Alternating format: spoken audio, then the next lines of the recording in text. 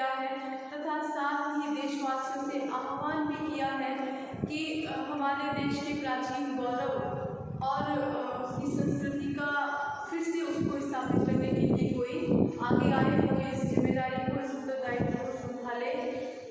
कौन लेगा भार यह, जीवित है कौन, सांस चलती है किसकी, कहता है कौन ऊंची छाती कर मैं हूँ मेवाड़ में, अरावली शंका समुद्र किसे किसका, बोलो कोई बोलो, अरे क्या तुम सब मृत हो।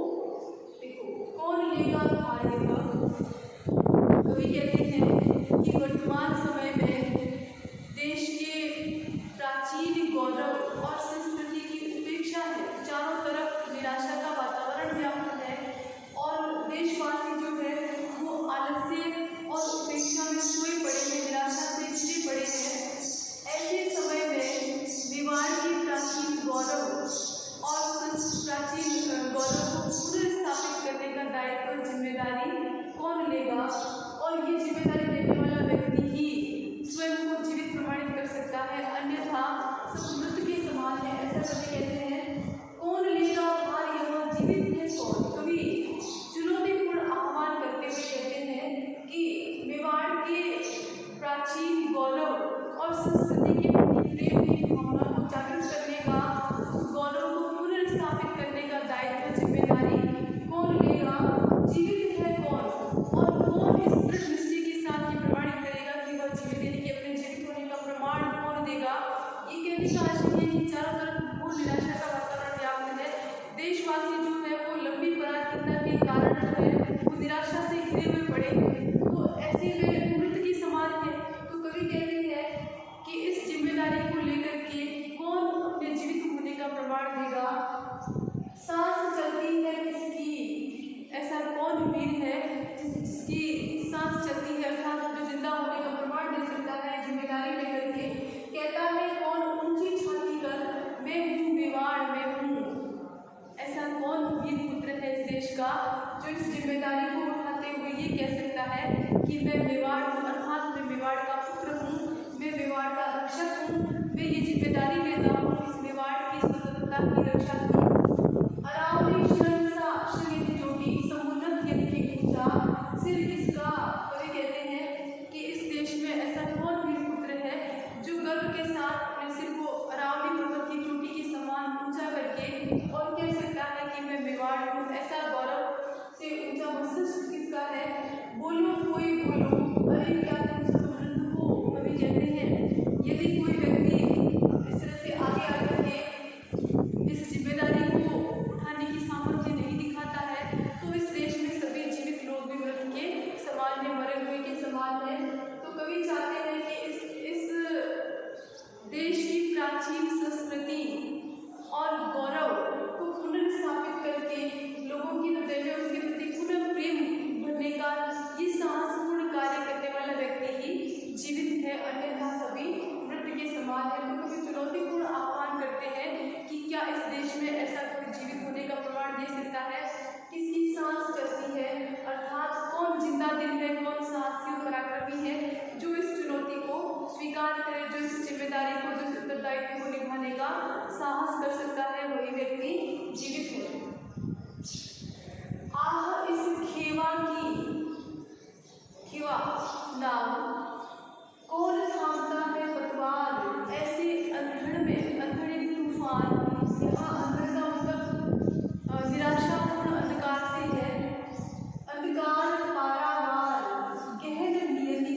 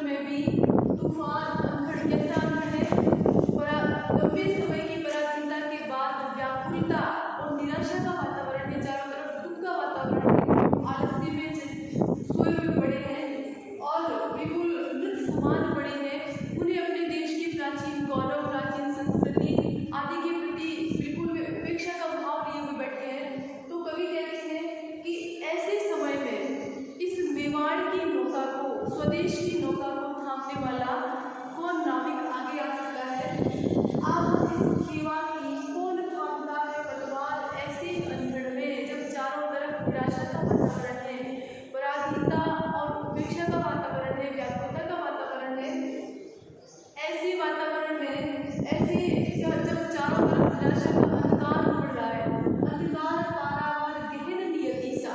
जब हमारे देश में चारों ओर लंबी पराधीनता के कारण लोग जो है वो गहन निराशा में डूबे हुए हैं और ये निराशा का जो अंधकार है वो दुर्भाग्य की भांति लोगों को घिरे हुए हैं।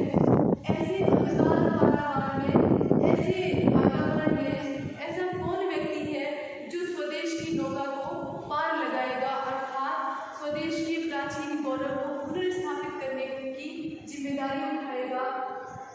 उमड़ रहा है ज्योति रेखाहीन, ज्योति रेखाहीन यानी कि अंधकार पारावार उमड़ रहा है, अर्थात चारों ओर निराशा का वातावरण है, उपेक्षा का वातावरण है। किसकी उपेक्षा?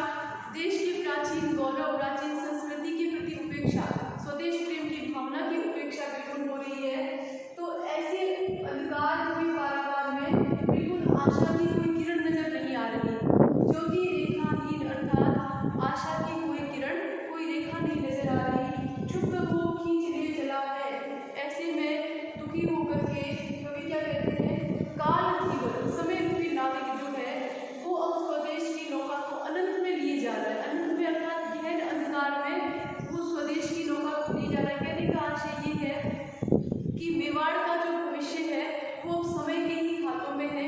क्यों समय के ही हाथों में है? समय ही जो चाहेगा उसका भाग्य लिखेगा। कहने का आशय ये है कि जब कोई व्यक्ति जिम्मेदारी नहीं उठा सकता, जब लोग देश की प्राचीन गौरव और देश की प्राचीन संस्कृति के प्रति उपेक्षा का भाव धारण करके बैठे हैं, लंबी पराधीनता के चलते निराश और व्याकुलता से भरे बैठे हैं, ऐसे समय में मेवाड़ का जो भविष्य है वो भविष्य गहन अंधकार में डूबा हुआ है। समय रूपी नाविक ही उस मेवाड़ की नौका को लिए चला जा रहा है, गहन अंधकार में उसको लिए चला जा रहा है। सांस सफरी सी अटकी है इसकी आशा में। सफरी अर्थात मछली, जिस प्रकार जाल में फंसी हुई मछली जो है वो अपनी मृत्यु का इंतजार ही करती है, क्योंकि स्वतंत्र होने का तो उसको कोई आशा ही नहीं होती, तो वो सिर्फ इस आशा में, उम्मीद में उसकी सांस अटकी रहती है, बढ़ती नहीं है कि वो स्वतंत्र हो, कब स्वतंत्र हो जाल से। उसी प्रकार यहाँ पे मछली जो है वो महाराणा प्रताप के लिए आया। शबरी सांस सफरी से अटकी है किसकी आशा में? यहाँ पे महाराणा प्रताप के लिए शबरी शब्द आया है। तो महाराणा प्रताप जो है वो भी अपने अंतिम समय में अपने मेवाड़ के भविष्य को लेकर के चिंतित है। जिस प्रकार से कोई व्यक्ति का अंतिम समय होता है, मृत्यु निकट होती है, तो उसकी कोई इच्छा रह जाती है। जब व्यक्ति की इच्छा रह जाती है, कोई जब तक इच्छा पूर्ण नहीं होती तब तक उसके प्राण नहीं छूटते। तो उसी प्रकार मानो महाराणा प्रताप के प्राण भी इस आशा में अटके हुए हैं कि कोई आएगा और इस मेवाड़ की स्वतंत्रता का दायित्व अपने ऊपर लेगा, मेवाड़ को पराधीनता से मुक्ति दिलाने का दायित्व अपने ऊपर लेगा, मेवाड़ की प्राचीन गौरव की रक्षा का दायित्व अपने ऊपर लेगा। तो महाराणा प्रताप के प्राण मानो आसानी से निकल पाएंगे। तो इस प्रकार ये महाराणा प्रताप जो है वो उनको यहाँ पे शफरी का सांस सफरी सी अटकी है किसकी आशा में। मानो महाराणा प्रताप के जो प्राण है वो भी इस आशा से, इस उम्मीद से अटके हुए हैं कि कोई आगे आए और मेवाड़ की गौरव और उसकी स्वतंत्रता की रक्षा का दायित्व अपने सिर पर ले, तो उनके प्राण आसानी से निकल सके। आज भी पिछोला के तरल जल मंडलों में वही शब्द घूमता सा गूंजता विकल है कि तू वही कहा गौरव से काया पड़ी माया है प्रताप की वही मेवाड़, किंतु आज प्रति वही कहा। देखें, आज भी पिछोला के तरल जल मंडलों में वही शब्द घूमता सा गूंजता विकल है। कौन सा शब्द? देखिए, कवि इस पद्यांश के माध्यम से देश की पराधीनता और उपेक्षा का जो वातावरण है लोगों के अंदर, उस वातावरण के प्रति लोगों को जागरूक करने, सजग करने, देश के प्राचीन गौरव को स्थापित करने आदि का संदेश देते हुए कवि कहते हैं कि आज भी पिछोला के तरल जल मंडलों में, पिछोला झील की विशाल जलराशि में आज भी वही शब्द घूमता सा गूंजता विकल है, हृदय दुखी व्याकुलता से भरा। महाराणा प्रताप का मानो वो शब्द जो है वो व्याकुलता से भरा हुआ, मानो लोगों को सजग कर रहा है, मानो वो शब्द चारों तरफ घूमता हुआ सुनाई दे रहा है वहाँ पर, किंतु उसकी प्रतिक्रिया नहीं सुनाई दे रही। आज भी पिछोला के तरल जल मंडलों में वही शब्द घूमता सा गूंजता विकल, वही शब्द कौन सा शब्द? देश की पराधीनता और लोगों की उपेक्षा